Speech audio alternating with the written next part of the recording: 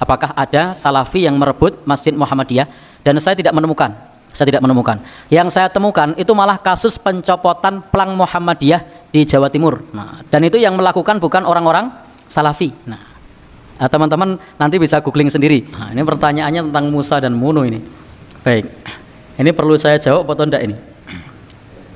Ya, harus merenung dulu nih sebelum jawab. Baik, sebenarnya istilah-istilah semacam itu saya sudah mendengar lama, tapi untuk istilah Musa itu baru. Dulu saya mendengar istilah Munas, Muhammadiyah nasionalis. Nah, dulu pernah juga mendengar istilah Mulib, Muhammadiyah liberal. Dulu tulisan siapa ya? Tulisan Pak Sukriyanto atau Pak Abdullah Munir Mulkan kalau tidak salah. Itu menulis tentang hal tersebut. Tapi waktu itu belum ada Musa. Baik. Kalau pertanyaannya seperti tadi, kalau saya menganalisa terkait dengan maraknya yang ada di sosial media tentang Musa, Muhammadiyah Salafi. Kemudian kalau Munu, saya yang sering mendengar bukan Munu, Muhammadinu kalau di sini. Nah, ya. Sering dengar ya? Baik.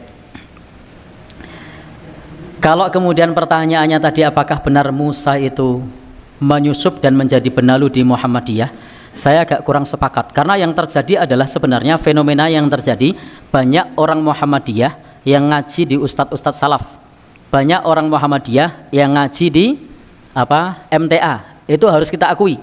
Jadi yang terjadi seperti itu, bukan kemudian ada ustadz salafi nyusup ke Muhammadiyah, itu tidak terjadi. Ada ustadz MTA kemudian masuk ke Masjid Muhammadiyah, itu tidak terjadi. Yang terjadi justru warga Muhammadiyah itu ngaji ya ke MTA, ngaji ke Salafi, itu yang terjadi seperti itu. Dan itu tidak kita pungkiri, tidak sedikit dari warga Muhammadiyah yang ngaji tidak hanya di Muhammadiyah, termasuk yang tadi orang Muhammadiyah yang ngaji di NU juga banyak. Sehingga di Muhammadiyah kalau konteksnya adalah warga Muhammadiyah, ya memang warna-warni. Nah, ada yang latar belakangnya memang dari orang-orang yang dekat ngaji dengan Ustadz Salaf, ada yang dekat dengan MTA, ada yang dekat dengan Nahdlatul Ulama, sehingga memang kemudian bentuknya, modelnya macam-macam. Saya pernah satu saat ngisi taklim, saya tanya, karena ini semacam tablik akbar, saya tanya, masyarakat di sini latar belakangnya apa? Di sini Muhammadiyah. Apa? Muhammadiyah. Kok Muhammadiyah? NU dan Muhammadiyah. Tapi di sini berbaur katanya. Ya, orangnya NU tapi amalannya Muhammadiyah, itu di kota. Orangnya NU tapi amalannya Muhammadiyah katanya. Kenapa? Karena tarawihnya 11. Nah, pernah juga saya ngisi taklim sama. Ini apa orangnya? Karena tablik akbar kan kita perlu tahu juga jamaahnya latar belakangnya apa. Di sini Muhammadinu, maksudnya Muhammadiyah tapi tetap tahlilan. Nah, udutnya ya banter katanya. Oh ya, baik. Itu ternyata jawabannya begitu. Dan itu memang tidak bisa kita pungkiri, karena memang latar belakang warga Muhammadiyah itu bermacam-macam. Baik. Kalau kemudian tentang tadi apakah Musa kemudian merebut Masjid Muhammadiyah, saya pernah googling, karena saya pernah mendapatkan pertanyaan yang sama. Saya mencoba googling apakah ada Salafi yang merebut Masjid Muhammadiyah, dan saya tidak menemukan. Yang saya temukan itu malah kasus pencopotan pelang Muhammadiyah di Jawa Timur. Nah, dan itu yang melakukan bukan orang-orang Salafi. Nah, teman-teman nanti bisa googling sendiri kasus pencopotan pelang Masjid Muhammadiyah. Nah, oh iya, di Banyuwangi yang saya temukan malah itu. Kemudian saya menemukan lagi dari hasil googling itu malah rumah sakit Islam di Jawa Tengah. Nah, saya tidak sebut kotanya, nanti tidak jenengan mengorak ingin tahu, nanti googling. Rumah sakit Islam di Jawa Tengah yang diklaim oleh yang direbut, dan itu sampai masuk ke pengadilan.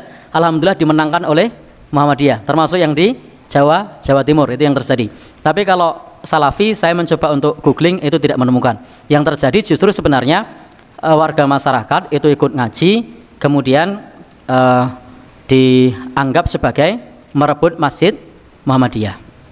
Sama juga ketika di masjid tersebut warga masyarakat yang ngaji di Nahdlatul Ulama, kemudian amaliyahnya berubah, lalu kemudian pimpinan ranting, pimpinan cabang kaget, loh kok masjidnya jadi masjid ormas sebelah. Nah, karena tadi ngajinya ke tempat yang lain. Jadi yang terjadi sebenarnya bukan menyusup, bukan, tetapi karena ada warga Muhammadiyah yang ngaji ke tempat yang lain.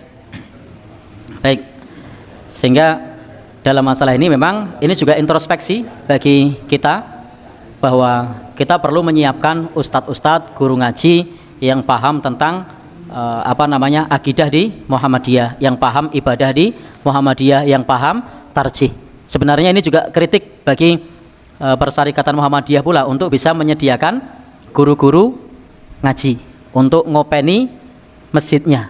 Jadi untuk ngopeni masjidnya, khususnya paling tidak menyediakan guru ngaji. Nah, sehingga yang terjadi kalau saya pribadi lebih ke situ, bukan kemudian terus masjid itu direbut, digugat. Nah, kalau direbut, digugat, saya temukan itu tadi, dan ada beberapa tempat yang lain. Tapi yang cukup banyak yang di kasus Jawa Timur itu sama yang kasus di Jawa Tengah.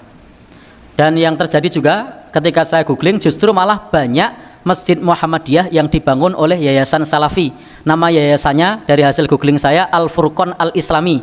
Setahu saya itu juga beberapa masjid di Parangtritis. Nah, masjid ada enggak di Parangtritis? Ya? Depok yang mana? Sunan Kalijogo. Ada lagi? Ya? Ya. Jadi dari hasil googling saya justru malah Yayasan Salafi itu banyak membangun masjid. Nah, diantaranya masjid-masjid yang dimakmurkan oleh Muhammadiyah, itu yang saya tahu.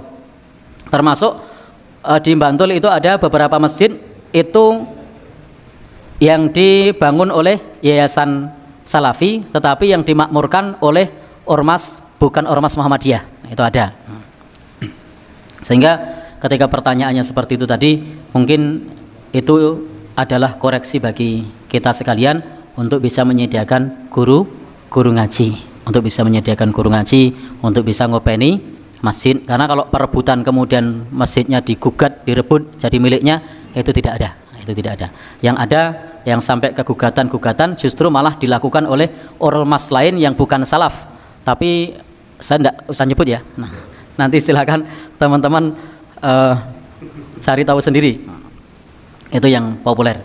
Baik, intinya kita sekalian sebagai warga Muhammadiyah hendaknya silahkan kalau mau ngaji cari guru kepada siapa saja boleh, tetapi yang terpenting adalah yang sejalan dengan akidah yang ada di Muhammadiyah, yang sejalan dengan ibadah yang ada di Muhammadiyah, yang sejalan dengan tarjih. Wallahu alam bishawab.